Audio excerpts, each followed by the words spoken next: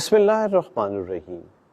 Heart attack کا فوری علاج دیکھیں، گھر پہ اگر آپ کو ایسی علامتیں ہو رہی ہیں کہ سینے پہ شدید نوعیت کا دباؤ ہے، پسینے آ رہے ہیں، تو گھر پہ ایک ڈسپرین دی جا سکتی ہے اور زبان کے نیچے گولی رکھی جا سکتی ہے۔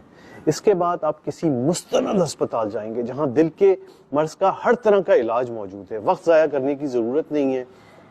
فوری ای سی جی ہو، ای سی جی میں اگر بڑا اٹیک آ رہا ہے تو ایمرجنسی میں یا ڈاکٹر آپ کو فوری اینجیوگرافی اینجیوپلاسٹی کی ہدایت دے گا یا تجویز کرے گا، جس میں دیر نہ کریں۔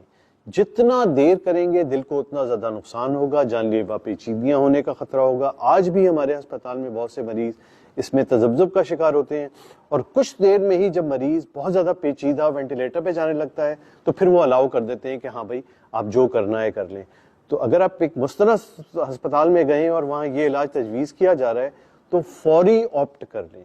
اس سے ہٹ کے اور علاج بھی ہیں، لیکن اگر کسی جگہ یہ علاج اویلیبل ہے کہ فوری اینجیوگرافی اور اینجیوپلاسٹی ہو سکتی ہے تو اس میں بالکل یہ نہ کریں کہ پتہ نہیں کیا ہو رہا ہے، ہم فلاں سے پوچھیں گے فلاں سے پوچھیں گے۔ اس میں وقت ضائع کر کے آپ مریض کا اور اپنا نقصان کر رہے ہوتے ہیں۔